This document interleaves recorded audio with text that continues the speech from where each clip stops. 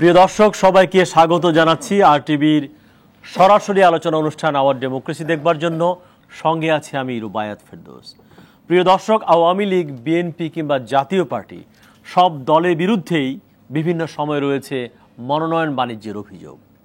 এবার নির্বাচনে নৌকা প্রতীক পেলে জয় নিশ্চিত, এমন মনোভাব আওয়ামী লীগের নেতাকর্মীদের মধ্যে। ফলে যে কোনোভাবে দলীয় মনোনয়ন পেতে মরিয়া দলটির প্রার্থীরা। কেন্দ্রের হুমকি উপেক্ষা করে অনেকে হচ্ছেন বিদ্রোহী প্রার্থী।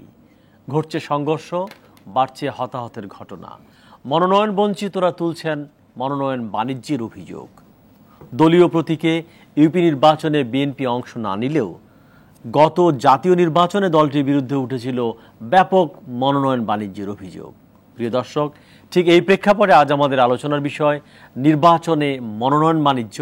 এ বিষয়ে আলোচনার জন্য আমাদের সঙ্গে স্টুডিওতে আছেন আওয়ামী লীগের মুক্তিযুদ্ধ বিষয়ক উপকমিটির সদস্য মিস্টার মনিরুজ্জামান মনির। আমাদের সঙ্গে আছেন বিএনপির তথ্য সম্পাদক আজিজুল বারী হেলাল এবং জাতীয় পার্টির প্রেসিডিয়াম সদস্য অ্যাডভোকেট রেজাউল ইসলাম ভূঁইয়া।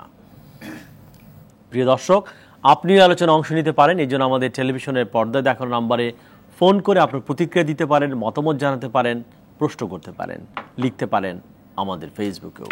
আমরা যাচ্ছি আলোচনায়। ইউপি নির্বাচন নিয়ে যে সংঘাত সংঘর্ষ হচ্ছে এবং একটা দলের ভিতরেই এক ধরনের আওয়ামী লীগের ভিতরে বিদ্রোহী প্রার্থী তারা কেন্দ্রের উপেক্ষাও করছে না, আর বিএনপি তো এই নির্বাচন বয়কটই করেছেন। সব মিলিয়ে কিভাবে দেখছেন আসলে? রেজাউল ভূঁইয়া, যদি আপনি একটু বলেন। ধন্যবাদ আপনাকে, ধন্যবাদ আমার সহ আলোচক এবং আরটিভির দর্শক। মনোনয়ন বাণিজ্যের ব্যাপারটি বাংলাদেশে নির্বাচনের সাথে একেবারে অপরিচিত এরকম কোন ব্যাপার না। মনোনয়ন বাণিজ্যের অভিযোগ আপনি যেটা বলেছেন, তিন দলের পক্ষে এটা কম বেশি আছে। ইভেন ছোট দলগুলোর বিরুদ্ধে এই অভিযোগ আছে। এর বাইরেও আমরা দেখেছি গত সংসদ নির্বাচনে স্বতন্ত্র প্রার্থী একজন তার ওয়াইফকে মনোনয়ন বলবো না আমি, কিন্তু মনোনয়নই এক প্রকার স্বতন্ত্র আরো কিছু লোকজন দিয়ে তার ওয়াইফকেও কিন্তু পাপুলের নাম যদি আপনি বলেন, সে নিজে এমপি হয়েছে এবং তার বাণিজ্যের কথা আসছে, সে আলোচনা। এখন এইটা আমাদের একেবারে জাতীয় সংসদ থেকে দৌড়ে সমস্ত জায়গার মধ্যে চলে আসছে। সেই ক্ষেত্রে যেই দলের থেকে পাশ করলে মনোনয়ন নিলে একটু মানে পাশ করা নিশ্চিত হয়, সেখানে মনোনয়ন বাণিজ্যের ব্যাপারটা একটু বেশি থাকে। আর যেখান থেকে নিলে নিশ্চিত নয়, অনিশ্চিত থাকে, সেখানে একটু কম থাকে। এটা হলো স্বাভাবিক পার্সেন্টেজের ব্যাপার। মনোনয়ন বাণিজ্য আছে, এটা আমি অস্বীকার করবো না, মনোনয়ন বাণিজ্য কম বেশি আছে। কিন্তু এইটা কি কারণে হচ্ছে, এই জিনিসটা আমরা যদি একটু আলোচনা করি, তাহলে আমার মনে হয় যে সবচেয়ে একটা জায়গার মধ্যে আসতে পারি। আপনি দেখবেন আপনার ইয়ের মধ্যে আসছে যে মানুষ মনে করছে সরকারি দল, বিরোধী দল এবং সবাই মনে করছে যে এখনের যে প্রেক্ষাপট নির্বাচন যে জায়গায় গিয়ে দাঁড়িয়েছে, সেই জায়গার মধ্যে নৌকার যদি প্রতীকটা পাওয়া যায়, তাহলে প্রশাসনের একটা সাহায্য পাওয়া যায়। নৌকার যদি প্রতীকটা পাওয়া যায়, নির্বাচনকে সহজ এবং মানে পাশ করাটা হয়ে যায়। ইভেন নৌকার প্রতীকটা যদি কোনোভাবে নেওয়া যায়, তাহলে বিনা প্রতিদ্বন্দ্বিতা পাশ করার একটা নজির কিন্তু শুরু হয়েছে। এটা জাতীয় সংসদে 14 সালে বেশি হয়েছে। এইবার যদি দেখেন দ্বিতীয় ধাপের যে ইউনিয়ন পরিষদ হয়েছে, সেখানে 300-র উপরে ইউনিয়ন প্রার্থী বিনা প্রতিদ্বন্দ্বিতা হয়েছে।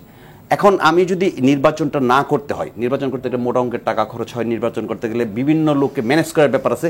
এই আমি নির্বাচিত না হয়ে যদি আমি বিনা প্রতিদ্বন্দ্বিতা আসতে পারি, সেই ক্ষেত্রে মনোনয়নটা যদি একটু টাকা পয়সা নেওয়া যায়, তাহলে সহজ হয় এবং এই কাজটা অনেক ক্ষেত্রেই করে। সেই ক্ষেত্রে দলগুলা কিন্তু একটা সিস্টেমের মধ্যে মনোনয়ন দেয়। আমাদের দলের সহ অন্যান্য দলের যে মনোনয়ন নিয়মাবলী আছে, সেখানে আমি দেখবেন তৃণমূল পর্যায় থেকে কিন্তু একটা মিটিং হবে, সেখান থেকে প্রার্থী সিলেকশনের জন্য একটা প্যানেল পাঠাবে। সেই প্যানেলটা জেলা কমিটির সাইন হয়ে আপনার কেন্দ্রীয় মনোনয়ন বোর্ডে আসবে।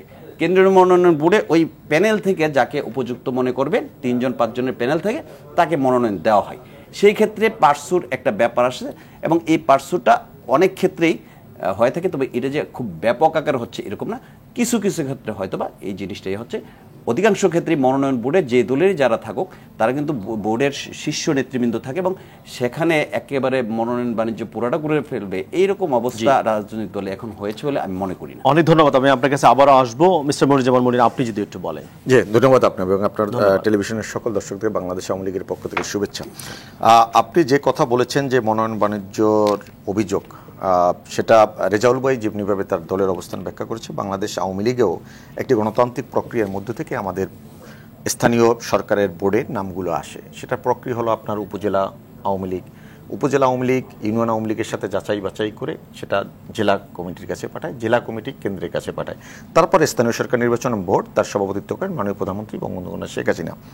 এর পাশাপাশি আওয়ামী লীগের প্রেসিডিয়াম সদস্য সহ স্থানীয় সরকার যে বোর্ড আছে তারা বিচার বিশ্লেষণ করে বিভিন্ন জনমত জরিপের ভিত্তিতেই মনোনয়নগুলো দেওয়া হয় আমাদের একদম পরিপূর্ণভাবে গণতান্ত্রিক প্রক্রিয়ার মধ্যে। এখন রোবায়েত ভাই যে বিষয়টা আপনি বলছেন যে মনোনয়ন বাণিজ্য, এটা বাংলাদেশে দীর্ঘদিন ধরেই এই প্র্যাকটিসটা চলে আসছে, এটাকে আমি অস্বীকার করার জো নেই। যখন আপনার অরাজনৈতিক ব্যক্তিরা রাজনৈতিক ক্ষমতায়ন অধিষ্ঠিত হয়েছিল তারপর থেকে এটাকে ব্যাপক আকারে, সেখান থেকে আমরা উত্তরণের পদ্ধতি কি সেটা আমাদেরকে বের করতে হবে এবং সেই পথে আমাদের হাঁটা দরকার। সেই হিসেবে আপনি ঢাকা বিশ্ববিদ্যালয়ের শিক্ষক সহ জ্ঞানী গুণী সমাজ চিন্তক সকল মানুষদেরকে একটি সামাজিক আন্দোলনের রূপ নিতে হবে। এখন আসেন আওয়ামী লীগের বিরুদ্ধে যে মনোনয়ন বাণিজ্যের কথাগুলো বলছে রোবায়েত ভাই, সেখানে আমার কিছু প্রশ্ন আছে।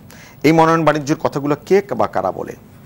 আপনি দেখবেন এই 4 জনের নাম যখন পাঠানো হয় কেন্দ্রে, যখন জানে যে জেলা কমিটি থেকে অমুকের নাম গেছে, তখন ওই ব্যক্তিরা ঢাকায় চলে আসে। ঢাকায় চলে আসলে মনে করেন স্থানীয় সরকারের যে সমস্ত সদস্য আছে, আওয়ামী লীগের মনে করেন সেক্রেটারি সহ প্রেসিডিয়াম মেম্বার আছে, জয়েন্ট সেক্রেটারি আছে, এদের কাছে যখন তদবিরটা করে ঢাকায় থেকে হোটেলে থেকে তদবিরগুলো করে, তদবির করার কারণে দেখা গেছে 4 জনের মধ্যে সবচেয়ে যে রেপুটেশন যার ভালো, জনপ্রিয়তা যার ভালো, সে পাইলো।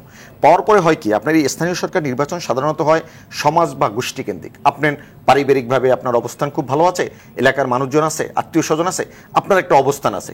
ওই ব্যক্তি যখন মনোনয়ন না পেল তখন সাথে সাথে সে একটা শব্দ করলো যে রে ভাই টাকার কাছে হেরে গেলাম। এই যে শব্দটা বলার মধ্যে থেকে একটা নেতিবাচক ধারণা চলে গেল এবং তখন সমাজ এবং গোষ্ঠীর একটা প্রতিদ্বন্দ্বিতা থাকে। ওই প্রতিদ্বন্দ্বিতার কারণে মনে করছে দল তোমাকে মনোনয়ন দেয় না, সমস্যা কি, তুমি ইলেকশনে ঝাঁপিয়ে পড়ো। এই আমাদের আত্মীয় স্বজন শুভাকাঙ্ক্ষীরা আমাদেরকে নির্বাচনে দাবিত করে। আইজুল বারী হেলাল, আপনি যদি একটু বলেন যে আলোচনা আমরা করছিলাম মনোনয়ন বাণিজ্য নিয়ে। ধন্যবাদ। আমি যে কথাটি বলতে চাচ্ছি যে আজকে যে আপনার হেডলাইনটা করা হয়েছে মনোনয়ন বাণিজ্য, এই কথাটার সাথেই আমি একমত না।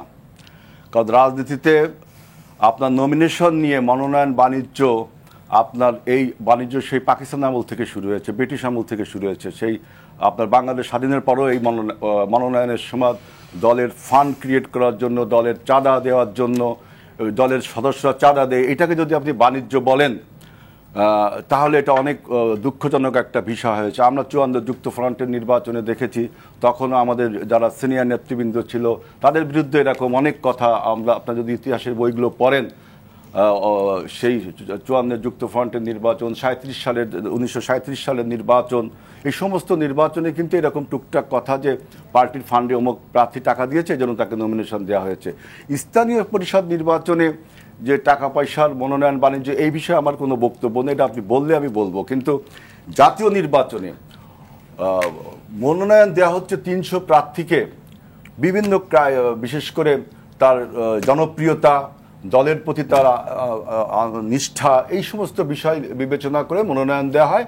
এবং নির্বাচন করতে গেলে যে একটা ফান্ডিংয়ের প্রয়োজন হয়, এটা তো আপনারা সবাই স্বীকার করেন। নেতাকর্মীরা তাদের চাঁদা দিয়ে বিভিন্নভাবে ফান্ড ক্রিয়েট করে। আমরা আমেরিকান নির্বাচনে দেখেছি 2 প্রেসিডেন্ট প্রার্থী কীভাবে ফান্ড ক্রিয়েট করে। আমরা বিভিন্ন দেশের নির্বাচনগুলো দেখেছি ফান্ড ক্রিয়েট করে বিভিন্নভাবে। আপনি যদি সেটাকে মনোনয়ন বাণিজ্য ট্যাগ লাগান, তখন আমার মনে হয় যে বাংলাদেশের নির্বাচন ব্যবস্থার যে ডিটোরিয়েশন হয়েছে সেইটাকে আপনি ডাইভার্ট করার জন্য আপনি এখন মনোনয়ন বাণিজ্য। আমি জাস্ট আপনাকে বলছি যে এইবার যারা ইউপি নির্বাচনে প্রার্থী যারা হয়নি, যারা দলীয় মনোনয়ন পেয়েছে, বাকিদের বিরুদ্ধে তারাই বলেছে মনোনয়ন বাণিজ্য শব্দটা খবর কাগজে এসে তারাই বলেছে, এটা আমাদের কোনো বক্তব্য না। বিরোধী দলকে, বিরোধী কথাকে, বিরোধী প্রার্থীকে কথা, বিদ্রোহী প্রার্থীরা বাকি যে পেয়েছে তার পক্ষে বলেছে। যেহেতু এই জাতীয় স্থানীয় সংসদ নির্বাচনে বিএনপি পার্টিসিপেট করেনি, সুতরাং এটা আওয়ামী লীগ তাদের যে সহিংসতার জন্য তারাই বললে ভালো হতো।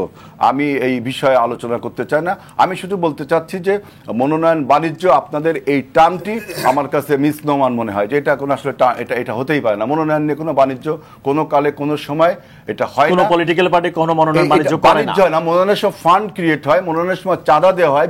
পার্টি সবসময় তো আমরা মান্থলি বা ইয়ারলি চাঁদা দেই, এবং ইলেকশনকে সামনে রেখে পার্টির ফান্ড ক্রিয়েটিং এটা পৃথিবীর সব দেশে সবসময় হয়, এবং এটা বৈধ একটা সিস্টেম। এখানে কোনো বাণিজ্য হয় না। অনেক সময় যারা ত্যাগী এবং পরীক্ষিত প্রার্থী তারা মনে করেন যে তারা বঞ্চনার শিকার হয়েছেন, এরকম কিন্তু অনেক আছে, মাঠে কাজ করছেন কিন্তু তিনি নমিনেশন পাচ্ছেন না, কিন্তু কোনো ব্যবসায়ী বড় টাকার মালিক দেখবেন যে চট করে সে নমিনেশন পাচ্ছে, এমপি হয়ে আছে। প্রচুর উদাহরণ আমরা দিতে পারবো এরকম ব্যবসায়ীরা। হয়তো তৃণমূলের মতো আপনারা যেরকম তৃণমূল থেকে রাজনীতি করছেন ছাত্র জীবন থেকে, সেরকম করছে না, হঠাৎ সে টাকার মালিক হয়ে গেল এবং এক জায়গা থেকে এমপি হয়ে আসলো। প্রচুর নমুনা দিতে পারবো আমরা।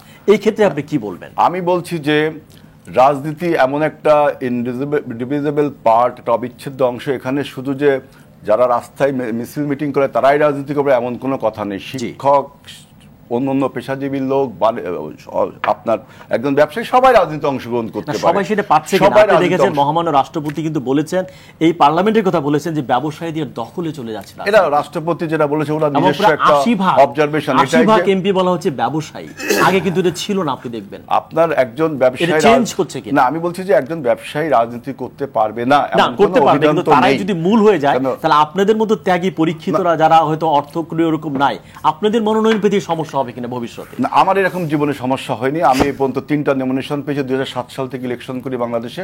আমার এরকম কোনো সমস্যা হয়নি, আমার দলেরও এরকম কোনো অভিযোগ নেই। সুতরাং আমার কাছে বক্তব্য হলো যে রাজনীতি একটা অবিচ্ছেদ্য অংশ সমাজের। এখানে সমাজের যে কোনো অংশের লোক অংশ নিতে পারে। একজন ব্যবসায়ী রাজনীতিতে অংশ নিয়ে যদি নমিনেশন পায়, আপনার যদি মনে হয় যে সে টাকা দিয়ে নমিনেশন পেয়েছে, ইট মাইট বি, কারণ সে পার্টির ফান্ডে যদি টাকা দেয় তো অন্যায় কিছু না।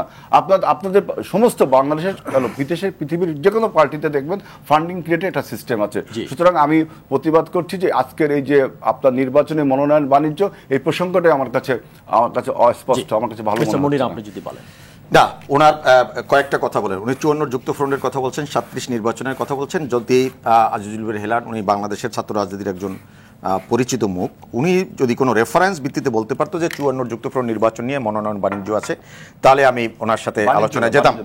তবে 54 যুক্তফ্রন্ট নির্বাচনে হেলাল ভাই এই রকমের কোনো মোটা দাগে কোনো কথা নাই। এর ভিতর থেকে আমরা প্রমাণিত হই, আমরা যারা রাজনীতির তৈরি তারাই বরঞ্চ এই তথাকথিত ব্যবসায়ী, কালো টাকার মালিক, দুর্নীতিবাজ আমলা, তাদেরকে রাজনীতিতে প্রবেশ করার জন্য, অনুপ্রবেশ ঘটানোর জন্য আমরা সহায়তা করি। হয়তো এটা আজিজুল বারী হেলাল ভাইদের হাত ধরে হচ্ছে, এবং তারা দল হিসেবে, আমি প্রায়শই বলি, বিএনপি অ্যাজ এ হোল একটি পলিটিক্যাল পার্টি হিসেবে তাদের যে বেড়ে ওঠা, সেই বেড়ে ওঠায় বাংলাদেশের রাজনীতিতে কালো টাকার মালিক, দুর্নীতিবাজ আমলা, এই রকমের দুর্নীতিবাজ আমলা, কালো টাকার মালিক, তাদেরকে যেহেতু বিএনপি দল গঠন করার মধ্যে থেকে তাদেরকে জায়গা করে দিয়েছে। 90-এর গণঅভ্যুত্থানের পর 3 জোটের যুগপ্রেক্ষা ছিল কালো টাকার মালিক, এরশাদের আমলা, যারা দুর্নীতিবাজ আমলা, তাদেরকে মনোনয়ন দেবে না। কিন্তু বেগম খালেদা জি আমরা দেখতে পাই 32 নম্বরে বঙ্গবন্ধু কন্যা শেখ হাসিনার কাছে যখন এম কে আনোয়ার মনোনয়ন আনতে গিয়েছিলেন, তখন বঙ্গবন্ধু কন্যা শেখ হাসিনা মনোনয়ন দেয়নি, পক্ষান্তরে বিএনপি তাকে মনোনয়ন দিয়েছে, যেটা আজিজুল বারী হেলাল এইমাত্র তার নিজের বক্তৃতার মধ্যে দিয়ে বলেছেন রাজনীতিতে সবাই আসতে পারবেন। এটা আমি বিশ্বাস করি না। অবশ্যই রাজনীতিতে কিছু মানুষ থাকতে পারে, এটা হাতে গোনা 5%, হাতে গোনা 10%। উনি বলতেছেন সকলকে, তার মানে চোর, গুন্ডা, বদমাশ সকলকে রাজনীতি, রাষ্ট্র পরিচালনার দায়িত্ব দিতে হবে। আর একটা কথা বলেছে আজিজুল বারী হেলাল, আমি সম্পূর্ণভাবে দ্বিমত পোষণ করি। একটি হলো ফান্ড অ্যারেঞ্জ। ফান্ড অ্যারেঞ্জ গোটা তাবৎ দুনিয়ায় হয়। একটা ফান্ড অ্যারেঞ্জ আর মনোনয়ন বাণিজ্য দুটো ভিন্ন জিনিস।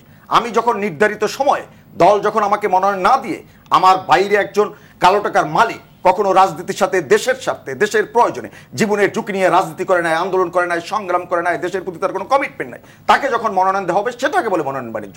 মনোনয়ন বাণিজ্য আর ফান্ড অ্যারেঞ্জমেন্ট, অ্যারেঞ্জ করা, দুটো ফান্ড তৈরি করা দলের জন্য, আর একটা মনোনয়নের সময় মনোনয়ন বাণিজ্য, সম্পূর্ণ দুটো ভিন্ন জিনিস। আমি জানি না আজিজুল বারী হেলালের মতন একজন প্রাজ্ঞ রাজনৈতিক ছাত্র রাজনীতিকে তৈরি, সে কিভাবে বলে যে মনোনয়ন বাণিজ্য আর ফান্ড অ্যারেঞ্জ দুইটা দুই রকমের জিনিস। এটার যখন পার্থক্য বোঝা যায় না, তার মধ্য থেকে আমরা বুঝতে পারি বাংলাদেশের রাজনীতিতে বিএনপি নামক যে রাজনৈতিক দলটা তার কিভাবে বেড়ে ওঠা। এবং এই জায়গা থেকে আমি মনে করি আজকে আওয়ামী লীগও তারা যে 2-1 বিতর্কিত লোক বা কাউকে দেয় না তা না, আমরা যে তার পরিস্থিতির শিকার হইনি তা না, কিন্তু এই রকমের কথা বলার মধ্য থেকে আমরা তাদেরকে উৎসাহিত করছি।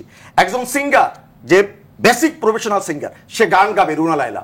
বাংলাদেশের সালাউদ্দিন চুনুরা ফুটবল খেলছে, ফুটবল খেলবে, ওই অঙ্গনে তাকে ভালো মানায়। আমি রাজনৈতিক অঙ্গনে ঢাকা কলেজ, ঢাকা ইউনিভার্সিটি থেকে বেড়ে উঠছি, আমি রাজনৈতিক অঙ্গনে দেশের জন্য কথা বলবো, মানুষের জন্য কথা বলবো, এটাই আমার দায়, এখানেই আমার কথা বলার জায়গা। কিন্তু সেই জায়গাটা যখন আমরা এই রকমের পরিস্থিতির মধ্যে দিয়ে যাই, তখন আমরা না পারি আন্দোলন করতে, না পারি দেশের জন্য কাজ করতে, তখন আমরা সকলকে আহ্বান জানাই। যখন সেলফ কন্ট্রাডিক্ট কোথায় করে, আজিজুল বারী হেলাল বলছে আমি 3টা নমিনেশন পেয়ে গেছি, আমার সমস্যা হয় নাই, কিন্তু সমস্যা তো হয়েছে হেলাল ভাই, সমস্যা হয়েছে ইহসানুল হক মিলনের মতো লোক আপনার দল বলছে মনোনয়ন বাণিজ্য করে না, 2018 সালে করেছে। 2018 সালে ইহসানুল হক মিলনের মতো একজন পরীক্ষিত লোককে আপনার মনোনয়ন দেন নাই, সে ডাকসুর সম্পাদক ছিল। আপনারা কাকে দিয়েছেন? সেদিন গুলশান অফিসে বিএনপি কার্যালয়ে সেদিন ইহসানুল হক মিলনের সমস্ত সমর্থকরা, গোটা বাংলাদেশের মূলধারা টেলিভিশনগুলো, সেদিন খবরে প্রচার হয়েছিল একজন মালয়েশিয়ার একজন ব্যবসায়ীকে সেদিন মনোনয়ন দিয়েছিলেন। আপনারা একাধিক প্রার্থী দিয়েছিলেন, 4 জন 5 জন করে, যে আপনারা 2018 নির্বাচন নিয়ে প্রশ্ন তোলেন, আপনার ঘরে সেদিন একাধিক প্রার্থী দিয়েছিলেন টাকার বিনিময়ে। স্বাভাবিক কারণেই আমরা মনোনয়ন বাণিজ্যের আমার যে কথাটা আমি সেটা ব্যাখ্যা দিয়েছি, উনি যে কথাটাকে এন্ডোর্স করতে চাচ্ছেন সে জায়গায় আমি দ্বিমত পোষণ করছি বিনয়ের সহিত, যে আমরা রাজনীতিটাকে কালোবাজারি হাতে, মুনাফাখোরদের হাতে দিয়ে দিতে পারি না। আজিজুল বারী হেলালদের মতন ছাত্র রাজনীতিকে তৈরি করা মানুষ, তাদের একমত হওয়া উচিত দেশের এই জায়গাটায় দাঁড়িয়ে অন্তত রাজনীতি করা মানুষের কাছে যেন রাজনীতিটা থাকে, তার জন্য আমাদের সকলকে একতাবদ্ধ হয়ে কাজ করুন। অ্যাডভোকেট রেজাউল ইসলাম ভূঁইয়া যদি বলেন, জাতীয় পার্টির সম্পর্কে এরকম অভিযোগ আছে খবর কাগজে আসছে যে প্রার্থী দেওয়া হয়, তারপর ইলেকশনের আগে সেই প্রার্থী চলে যায়, তো ভেতরে আসলে কোনো লেনদেন হয় কিনা, আসলে কেন চলে যায়? এরকম একাধিক ঘটনা ঘটেছে আসলে সম্প্রতি এরকম 2টা ঘটনা ঘটছে। জি, একটু বলেন তো আগে ভেতরের ঘটনা খবর, আপনার কাছে খবর আছে। এটা বিভিন্ন কারণে হইতে পারে এই ঘটনাগুলো। প্রথমত হলো যে বাংলাদেশে এখন যে উপনির্বাচনগুলো হচ্ছে, এই উপনির্বাচনে এই আপনার উদাহরণটা আছে। উপনির্বাচন এক প্রকার বাংলাদেশের রাজনীতিতে প্রথম থেকে এখন পর্যন্ত ধরে নেওয়া হয় যে সরকারি দলের যারা দাঁড়ায় তারাই হয়ে আসে। আমরা যখন ছিলাম তখন এটা হয়েছে, বিএনপি যখন ছিল তখন হয়েছে, আওয়ামী লীগ এখন আছে, এখানে মনে করে উপনির্বাচনে আওয়ামী লীগের প্রার্থীরা জয়লাভ হবে। কিন্তু এই সরকার আসার পরে একটা উপনির্বাচন আমরা জয়লাভ করেছি, এটা আপনারা জানেন যে রংপুর 3 আসনটা কিন্তু আমরা পেয়েছি। অন্যান্য আসনগুলোতে যেই ব্যাপারটা গিয়ে দাঁড়ায় যে অনেক সময় প্রেশার থাকে স্থানীয় ইয়াতে, কেন্দ্রীয়ভাবে প্রেশার না হলে স্থানীয়ভাবে প্রেশার থাকে। আর জোটগতভাবে ইলেকশন করার কারণে অনেক জায়গার মধ্যে আওয়ামী লীগের সাথে আমাদের যে আন্ডারস্ট্যান্ডিংটা ছিল, এখন 2 জন পাশাপাশি ইলেকশন করার কারণে ওই জায়গার মধ্যে একটা সাংঘর্ষিক পরিবেশ হচ্ছে, এই ব্যাপারটা হতে পারে। আমি এর বাইরে যে জিনিসটা বলতে চাই এটা হলো যে নির্বাচনে একটা গুণগত পরিবর্তন আসছে এবং মনোনয়ন বাণিজ্যটা তৃণমূল পর্যায়ে যে জিনিসটা আপনি বলছেন সেখানে বেশি আরও আসছে একমাত্র দলীয় প্রতীক যাওয়ার কারণে। যদি দলীয় প্রতীক না গিয়ে আগে মতো নির্বাচন হতো তাহলে এই বাণিজ্যের যে ইয়াটা আসছে, অভিযোগটা আসছে, এই অভিযোগটা ওইভাবে আসতো না। আর অভিযোগ নানা কারণে হইতে পারে, তার মধ্যে 5 জন প্রার্থী থাকলো, 1 জন মনোনয়ন পেল, 1 জন মনোনয়ন বাণিজ্য করে মনোনয়ন না পাক, ও সঠিকভাবে মনোনয়ন পাইল, তারপরও 4 জন কিন্তু মনে করে যে নেতাদেরকে হয়তো বা টাকা পয়সা দিয়ে দিয়েছে, এবং 4 জনের মুখ কিন্তু এরকম 400 জনের কাছে বলে, এবং এটা একটা নিউজ হয়। এই কারণে হতে পারে। আগে যদি আপনি দেখেন কারা আসতো ইউনিয়ন পরিষদগুলোতে বা উপজেলা বা জেলা পরিষদে, একজন স্কুল শিক্ষক আসতো, একজন উকিল আসতো, একজন সমাজসেবক আসতো, যার কাছে টাকা পয়সা ছিল না, কিন্তু জ্ঞাতি গোষ্ঠী মিলে এলাকার স্থানীয় এখন তার আসার সম্ভাবনাটা 2 কারণে কম। প্রথমত হলো ওই স্কুল শিক্ষক মনোনয়ন নিতে পারবে না। প্রথম কারণ হলো যে সে বেসরকারি স্কুলে চাকরি করা অবস্থায় সে আওয়ামী লীগ বিএনপি করা একটু ডিফিকাল্ট হয়ে যায়, রাজনৈতিক দলে থাকা ডিফিকাল্ট হয়ে যায়। তখন যারা রাজনৈতিক দলের তৃণমূল থেকে যে সুপারিশটা এখন আসছে, যে সিস্টেমে মনোনয়নটা হচ্ছে, সেখানে প্রথম পর্যায়ে উনি কিন্তু বাদে চলে যাচ্ছে, কারণ ওই রাজনৈতিক দলের কর্মীর নেতাদের কাছে স্থানীয়ভাবে ওনার অবস্থানটা ওইভাবে থাকে না।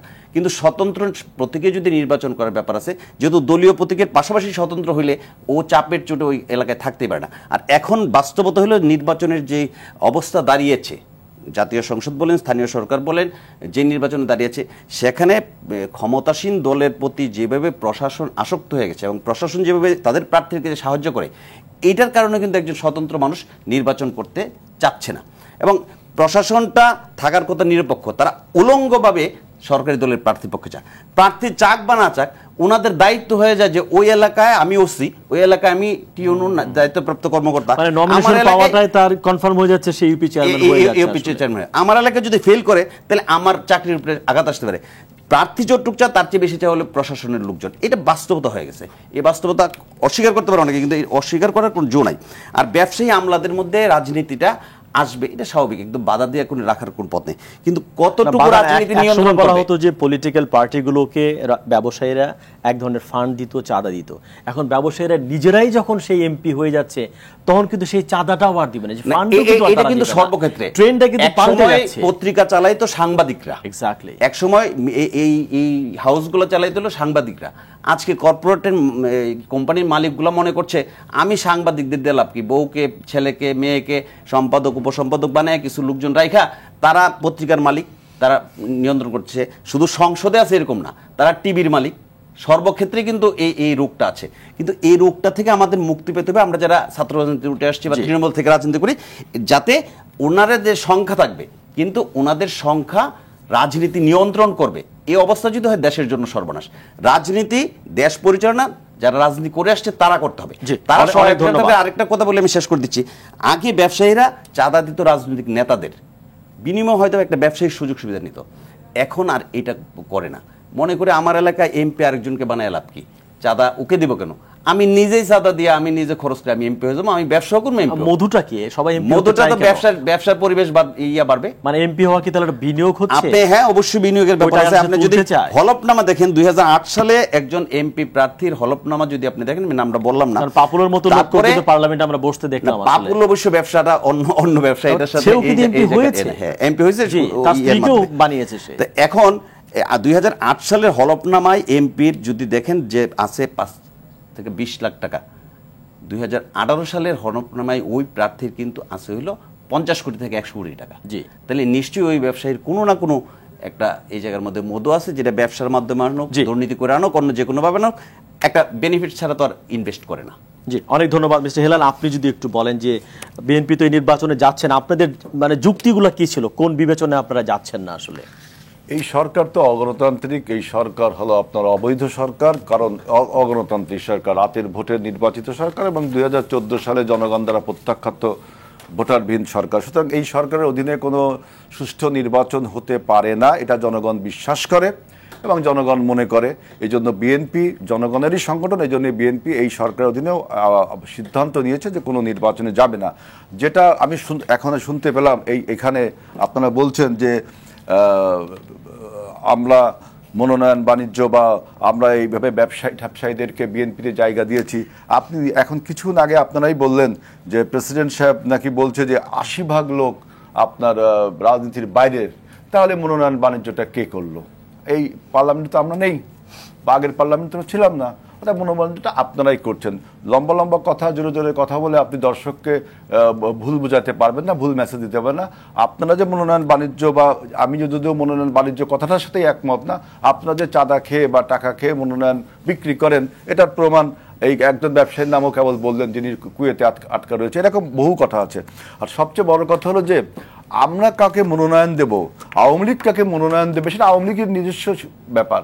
তাদের নির্বাহী কমিটি আছে, তাদের প্রেসিডিয়াম সদস্যরা আছে, আমাদের স্ট্যান্ডিং কমিটি আছে, আমাদের নির্বাহী, আমরা আমাদের মনোনয়নগুলো দিব। আপনারা সমালোচনা করতেই পারেন, যারা সাংবাদিক বা বুদ্ধিজীবী বা দেশকে ভালোবাসেন তারা সমালোচনা করতেই পারেন, কিন্তু আমরা আমাদের উত্তরটা দিলাম যে আমরা জানি যে নমিনেশনটা কাকে দিতে হবে, আমাদের তো উইন করে আসতে হবে, সেখান থেকে জয়লাভ করে আসতে হবে। সুতরাং নমিনেশনটা ওইভাবে হয়। উনি যে বললেন 54 সালের নির্বাচনে, আমি কিন্তু মনোনয়ন বাণিজ্যের কথা বলিনি, আপনি শুনতে ভুল করেছেন। আমি বলেছি 54 সাল এবং 37 সালে যে নির্বাচনগুলো হয়েছে, সেই নির্বাচনের উপর যে সমস্ত পুস্তিকা বা বই লেখা হয়েছে, আমি একজন লেখকের নাম বলবো, কামরুদ্দিন আহমেদ, বাংলা সিএসপিতে চাকরি করতেন, তার একটা বই আছে মধ্যবিত্তের আত্মবিকাশ, বইটা পড়বেন আপনারা। এবং তার আরো অনেক বই আছে, পূর্ব বাংলার ইতিহাস, সমাজ, এরকম অনেক বই আছে। এই বইগুলো পড়লে দেখবেন যে আমাদের বড় বড় নেতা, যাদের নাম আমি এখন আসলে এই, তারা মনোনয়নের তাদের দলের 4টা যে ফ্রন্ট হয়েছিল, আওয়ামী লীগ, তারপর কৃষক প্রজা পার্টি, এরকম বিভিন্ন সময় মনোনয়ন দিয়ে অনেক কিছু হয়েছে। আমরা সেই বইটা পড়লে আমরা দেখতে পাবো। এগুলো কিন্তু রাজনীতিতে কোনো কঠিন বিষয় না, ওইটা কিন্তু ইটস কাইন্ড অফ হিউমার। এটা যে আপনার পার্টিতে 1 কোটি টাকা জমা দিচ্ছে, বা 1.5 কোটি টাকা জমা দিচ্ছে, বা 1 লক্ষ টাকা জমা দিচ্ছে। আপনার যদি মনোনয়ন বাণিজ্য করতামই, আপনি দেখেন আমি যে এলাকা থেকে নির্বাচন করি, সেই এলাকায় বিএনপি যে সমস্ত প্রার্থী, তারা সবাই কিন্তু কোটিপতি, তারা কিন্তু সবাই কোটিপতি। আমি 2007 সালে যখন প্রথম নির্বাচনে নমিনেশন পাই, তখন প্রথম আলো রিপোর্ট করেছিল যে যদি মনোনয়ন বাণিজ্য হয় তাহলে খুলনা 4 আসনে ওয়ান টিভির মালিক ছিল আমাদের বিএনপির একজন উপদেষ্টা, তিনি মনোনয়ন পাওয়ার কথা ছিল, তিনি অনেক টাকা ডোনেশন করার কথা পার্টিতে এবং করেছিল, কিন্তু মনোনয়ন কিন্তু আমি পেয়েছিলাম। এরপরেও কিন্তু দেখেন আমাদের এলাকায় 2018 সালে আওয়ামী লীগ থেকে নমিনেশন দেওয়া হলো একজন ব্যবসায়ীকে, আমাদের একজন জাতীয় ফুটবল প্লেয়ারকে। আমি এটা সমালোচনা করছি না, কিন্তু ওই এলাকায় কিন্তু আমাদের আর একজন প্রার্থী ছিল 2007 সালে আমি যখন ঢাকা ইলেকশন করলাম 2009 সালে, তখন ওইখানে একজন ব্যবসায়ীকে সে রাজনীতিতে যোগ দিয়েছে, তাকে নমিনেশন দেওয়া হয়েছিল। তখন আওয়ামী লীগ থেকে অনেক কথা বলেছিল যে জাতীয় নেতাদের ইলেকশন না দিয়ে একজন ব্যবসায়ীকে দিল। এবার আবার কি হলো, আওয়ামী লীগের আমাদের এলাকার থেকে একজন ব্যবসায়ীকে নমিনেশন দেওয়া হয়েছে। এগুলো কিন্তু পার্টির একটা পলিসি।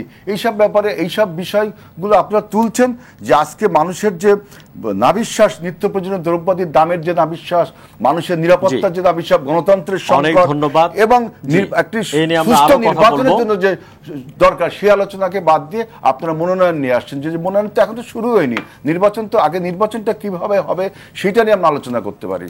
জি, অনেক ধন্যবাদ। আমরা ইউপি নির্বাচনকে সামনে রেখে কথাগুলো বলছিলাম, এ নিয়ে নিশ্চয়ই আরো আলোচনা আমাদের হবে। প্রিয় দর্শক, সময় হলো বিরতি নেওয়ার।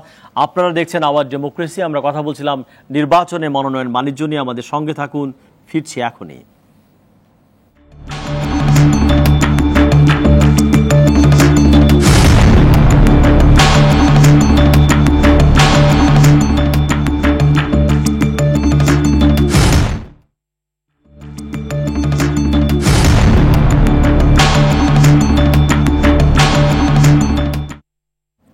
প্রিয় দর্শক, স্বাগত আরেকবার সরাসরি আলোচনা অনুষ্ঠান আওয়াজ ডেমোক্রেসিতে। সঙ্গে আছে আমি রুবায়েত ফেরদৌস।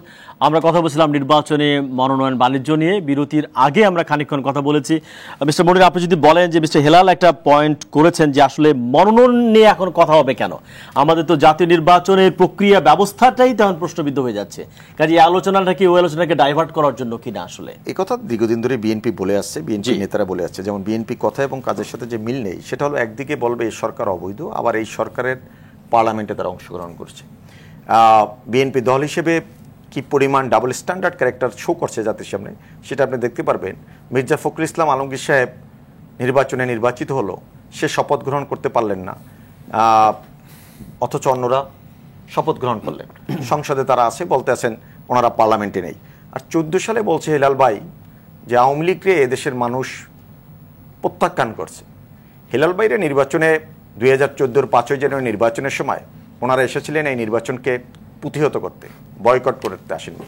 বয়কটের নামে ওনারা প্রতিহত করতে এসেছিলেন এবং বাংলাদেশের মানুষ এবং আমরা এদেশের সকল মানুষ প্রত্যক্ষ করেছি। সেদিন আইন শৃঙ্খলা রক্ষাকারী বাহিনী বলেন, প্রিজাইডিং অফিসার বলেন, সকল মানুষকে কিভাবে আগুন সন্ত্রাস এবং হত্যাকাণ্ডে লিপ্ত হয়েছিল সেদিন বিএনপি। জনগণই তাদেরকে প্রত্যাখ্যান করেছে। জনগণ প্রত্যাখ্যান করছে বিদায় আজকে পর্যন্ত বিএনপি চেয়ারপারসন বেগম খালেদা জিয়া যখন দুর্নীতি দায়ে দণ্ডিত হলেন, বিএনপির নেতারা মির্জা ফখরুল ইসলাম আলমগীর অথবা রুহুল কবির রিজভী সাহেবরা ওনারা টেলিভিশনের পর্দায় বিভিন্ন সময় বলেছেন বাংলাদেশে প্রলয়ঙ্করী কাণ্ড হয়ে যাবে, আন্দোলন সংগ্রামের মুখর হয়ে উঠবে। এই ঢাকা সিটিতে আমরা 2 কোটির মানুষ বসবাস করি, 1% মানুষ যদি নামে তাহলে 2 লক্ষ মানুষ। এটা বাংলাদেশের টেলিভিশনগুলোয় বিভিন্ন সময় আমি পরিসংখ্যান দিয়ে বলছি, কিন্তু কার্যত বাংলাদেশের মানুষ আসছেন না। কারণও আসছে না, বাংলাদেশের মানুষ দীর্ঘদিন ধরে দেশ স্বাধীনের পর 70-এর দশকে রাষ্ট্র সেদিন চেয়েছিল, জাতির পিতা বঙ্গবন্ধু শেখ মুজিবের নেতৃত্বে স্বাধিকার আন্দোলনের সাথে ঝাঁপিয়ে পড়েছিল, বঙ্গবন্ধুর নেতৃত্বে সেদিন দেশ পেয়েছিল। আজকের বাংলাদেশ 21শ শতাব্দীর বাংলাদেশ, আমার পাশের দেশ সিঙ্গাপুরের লিকুয়েন বা মালয়েশিয়ার আধুনিক রাষ্ট্রের রূপকার মাহাতির মোহাম্মদের মতন একজন রাষ্ট্রনায়ক বাংলাদেশে দরকার। সেই রাষ্ট্রনায়ক দীর্ঘদিন পর বাংলাদেশের মানুষ পেয়েছেন। বঙ্গবন্ধু কন্যা শেখ হাসিনার নেতৃত্বে বাংলাদেশ সামনের দিকে এগিয়ে যাচ্ছে। ইতিমধ্যে বাংলাদেশ মধ্যম আয়ের দেশে উন্নীত হয়েছে, উন্নয়নশীল দেশে। এটা শুধুমাত্র বাংলাদেশ আওয়ামী লীগের অবস্থান না, এটা ওয়ার্ল্ড ব্যাংক গ্র্যাজুয়েশন দিয়েছে, IMF গ্র্যাজুয়েশন দিয়েছে। এখন এই কথা যখন বলবো তাহলে আজিজুল বারী হিলাল সাহেবদের ভালো লাগবে না। কেন ভালো লাগবে না? ওনারা এই দেশ এযাবৎ দৃশ্যমান কোনো কাজ করতে পারছে। বঙ্গবন্ধু কন্যা শেখ হাসিনা, ওয়ার্ল্ড ব্যাংক যখন আমাদেরকে মিথ্যা অপবাদ দিয়েছিল, তখন আমরা ওয়ার্ল্ড ব্যাংককে প্রত্যাখ্যান করে নিজস্ব অর্থায়নে আজকে পদ্মা সেতু দৃশ্যমান, মেট্রো রেল দৃশ্যমান, আজকে বঙ্গবন্ধু কর্ণফুলী টানেল দৃশ্যমান, আজকে মিরসরাই প্রজেক্ট হচ্ছে, যেটা শিল্পাঞ্চল, বঙ্গবন্ধু শিল্পাঞ্চল, এটা দক্ষিণ পূর্ব এশিয়ার অন্যতম সর্ববৃহৎ শিল্পাঞ্চল। আজকের বাংলাদেশ যে বিএনপির নেতৃত্বে 2004-05 সালে আমার পার ক্যাপিটাল ইনকাম ছিল $500, আজকে $2000 ইতিমধ্যে আমরা ভারত পাকিস্তানকে হারিয়েছি পিছনে। স্বাভাবিক কারণে একটা সমালোচনা করা হয় যে না উন্নয়ন হচ্ছে কিন্তু বড় বড় করাপশনও হচ্ছে, উন্নয়নের সাথে উন্নয়নের সাথে করাপশন আছে, এবং করাপশনের আমি রাষ্ট্র তাদেরকে আমরা পৃষ্ঠপোষকতা করি না। দুর্নীতি যেখানে হচ্ছে তাদেরকে আমরা মুখোমুখি করছি। বঙ্গবন্ধু কন্যা শেখ হাসিনা এটা স্বীকার করেন। দেখুন রুবায়েত ফেরদৌস, আপনি ঢাকা বিশ্ববিদ্যালয়ের একজন শিক্ষক, আপনি সাংবাদিকতা বিভাগের শিক্ষক, আপনি জানেন যখন 2004-05 সালে এদেশে জঙ্গি এই বাংলা বাই শায়েখ আব্দুর রহমানদের নাম উঠে এসেছিল, তখন বিএনপি জামাত সেদিন বলেছিল এদেশে কোনো রকমের কোনো জঙ্গি নেই, কোনো শায়েখ আব্দুর রহমান বাংলাবাইদের কোনো উত্থান ঘটেনি। বাংলাদেশ আওয়ামী লীগ সেটা মনে করে না। বাংলাদেশ আওয়ামী লীগ প্রধান বঙ্গবন্ধু কন্যা শেখ হাসিনা মনে করেন যদি দুর্নীতি হয়ে থাকে তার আইনের মুখোমুখি, অর্থাৎ রাষ্ট্র দুর্নীতিবাজদের মুখোমুখি করছে। আর একটা কথা বলে আমি শেষ করছি। দেখুন অবশ্যই আমার দল কিভাবে চলবে সেটা আমার গঠনতন্ত্র মোতাবেক চলবে, বিএনপি কিভাবে চলবে তার গঠনতন্ত্র মোতাবেক চলবে, জাতীয় পার্টির মোতাবেক চলবে। কিন্তু তার মানে এই নয় জনগণকে বিদ্যাঙ্গুলি প্রদর্শন করে আমার যা খুশি তাই করব, এরকমের কথা বলার মধ্যে থেকে জনগণের যেই তাদের মূল্যবোধ, তাদের যে চেতনা, এই গণতান্ত্রিক মূল্যবোধ আমরা যারা ধারণ করি না তারা বলতে পারি যে জনগণ কি বলে বা না বলে তাতে কিছু যায় আসে না। সে কারণে তো আজিজুল বারী হিলাল সাহেব ডাবল স্ট্যান্ডার্ড কথা বলছেন। এখানেও দেখেন বলেছে যে চ্যানেল ওয়ানের একজন মালিক তার মনোনয়ন পাওয়ার কথা ছিল, সে টাকাও দিয়েছে, সে নিজেই বলেছে এই টেলিভিশনে বলেছে টাকা দেওয়ার কথা, সে বলেছে না না টাকা মনোনয়ন বাণিজ্য হয়েছে, তিনি বলেছেন এরকম প্রার্থীও ছিলেন সেখানে উনি পেয়েছেন, টাকা দেওয়ার কথা বলছেন যে টাকা দেওয়ার কথা শোনা গেছে, এইরকমের কথা বলছে। আপনি রিপিট দেখেন, আমি ভুল এখন আসেন মনোনয়নের কথা বলে যদি চ্যানেল ওয়ানের মালিক বিএনপির কাছ থেকে টাকা নেয় বা টাকা দেয় এইরকমের পরিস্থিতি হয়, তার মধ্যে তো কার্যত তো স্বীকার করে নেওয়া বিএনপি মনোনয়ন বাণিজ্যের সাথে জড়িত। আমি ওই জায়গাটা গেলাম না। উনি যে কথা বলছেন যে আজকের মহামান্য রাষ্ট্রপতি যে কথা বলেছেন আমি তো অস্বীকার করছি না। আমার দলেও যে এই রকমের পরিস্থিতি তৈরি হয় না তা না।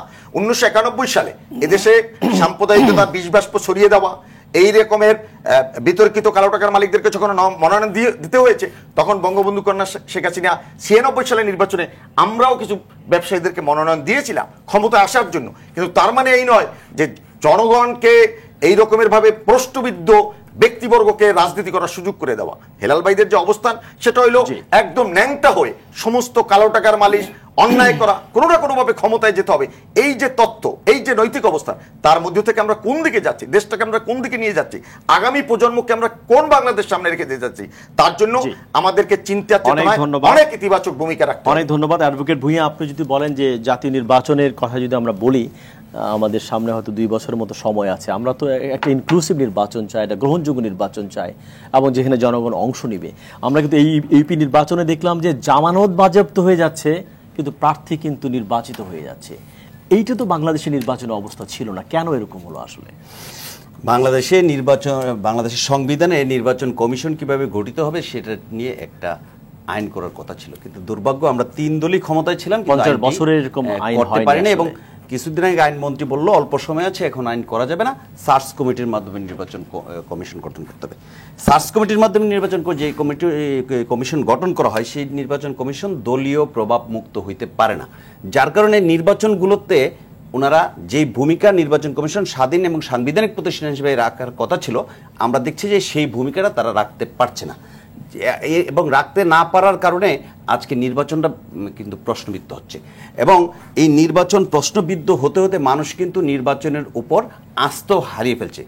যেই হারে মানুষ নির্বাচনকে উৎসব মনে করত, এবং স্থানীয় সরকার নির্বাচন আসলে কিন্তু মানুষের মধ্যে একটা আনন্দ বন্যা বইত, আজকে কিন্তু সেই অবস্থাটা মাঠে ময়দানে নাই। কারণ অনেক ক্ষেত্রে স্থানীয় সরকার নির্বাচনে আগে বিনা প্রতিনিধিতার সংখ্যা পার্সেন্টেজ করার কোনো পথ ছিল না।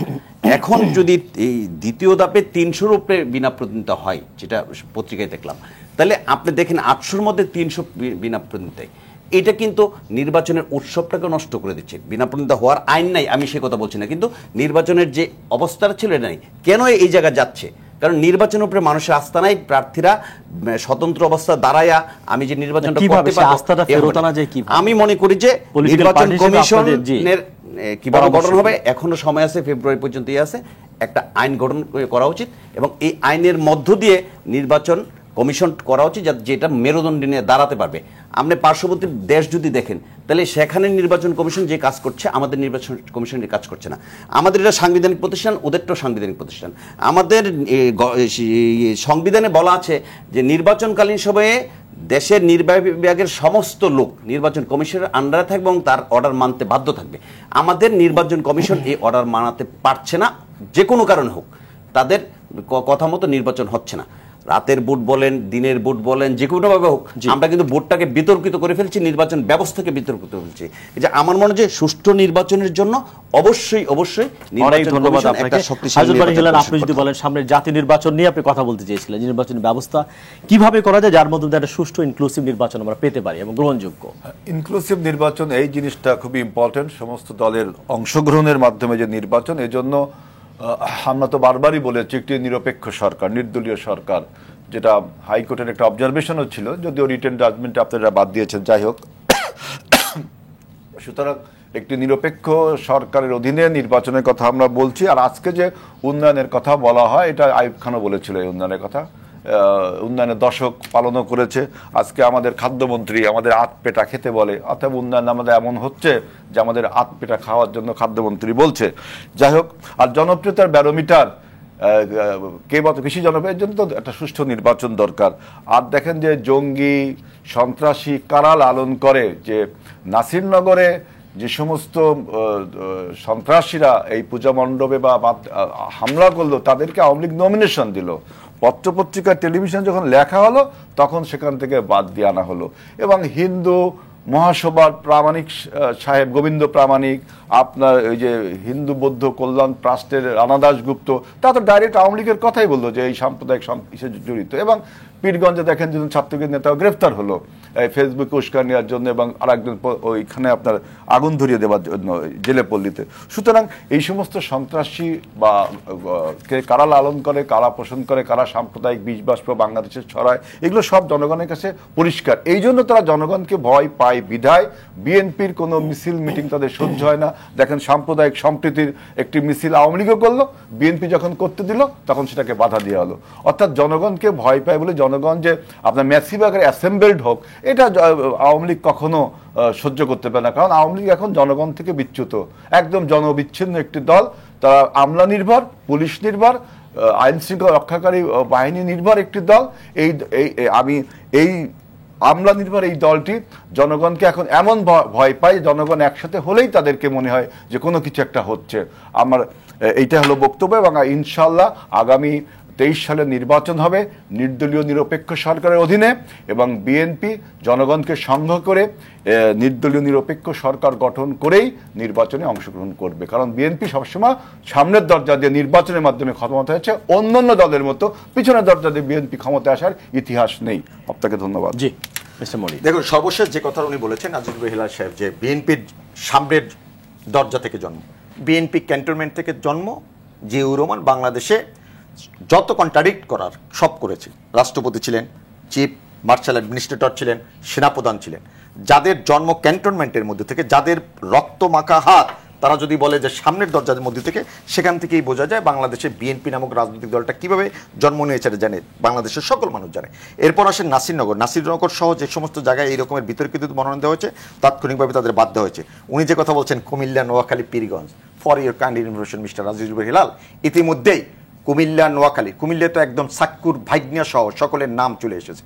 আমরা আগে কোনো অ্যাডভান্স কথা বলি না। এই ঘটনার সাথে জামাত, বিএনপি অঙ্গাঙ্গিভাবে জড়িত, হেফাজত জড়িত, এটা সত্য, এটা বের হয়ে আসতেছে। স্বাভাবিক কারণে বাংলাদেশের সাম্প্রদায়িক সম্প্রীতির বা সহিংসতার কথা বলেন, এই সম্প্রীতি বিনষ্ট করেছিল খুনি জিয়াউর রহমান, বঙ্গবন্ধু হত্যাকাণ্ডের মাস্টারমাইন্ড। আমার যে সংবিধানকে ধারণ করে জাতির পিতা ৭২-এর সংবিধান দিয়েছিল, সেই একটি গণতান্ত্রিক সংবিধানকে প্রশ্নবিদ্ধ করেছিল জিয়াউর রহমান। এদেশে পাকিস্তান তন্ত্র ৯০ একটি সংবিধান দেওয়ার মধ্যে থেকে বিসমিল্লাহির রহমানির রহিম, যেখানে আমার এই রক্তর বঙ্গবন্ধুর ডাকে এদেশে হিন্দু, মুসলমান, বৌদ্ধ, খ্রিস্টান সকলের রক্তের বিনিময়ে, ৩০ লাখ শহীদের রক্তের বিনিময়ে যে আমার দেশ, সেই দেশে কোনো রকমের রাষ্ট্রধর্ম ইসলাম হতে পারে না।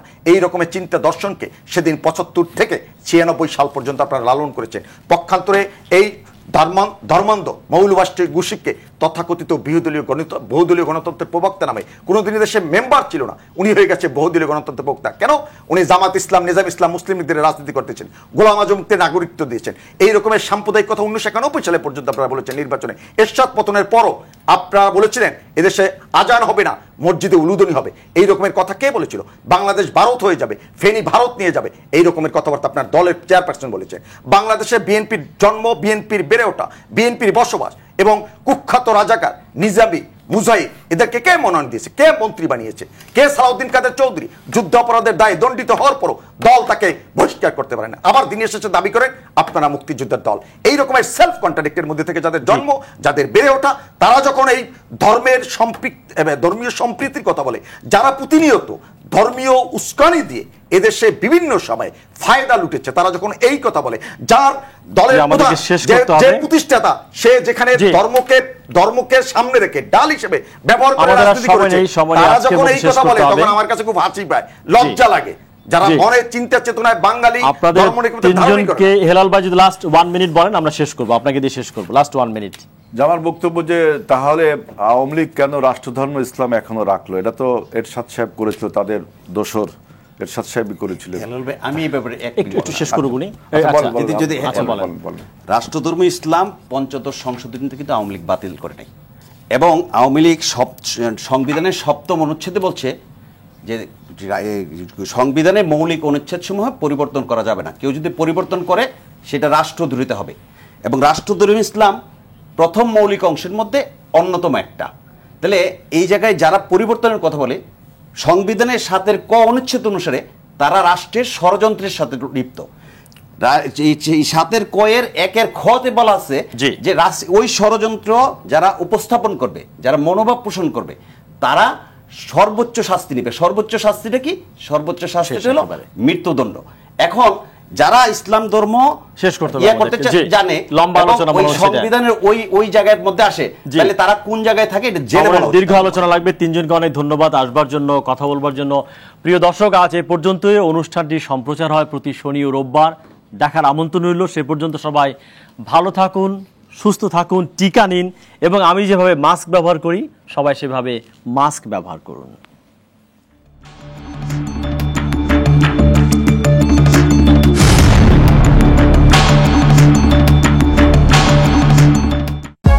For more updates, subscribe and press the bell icon on YouTube app and never miss another update.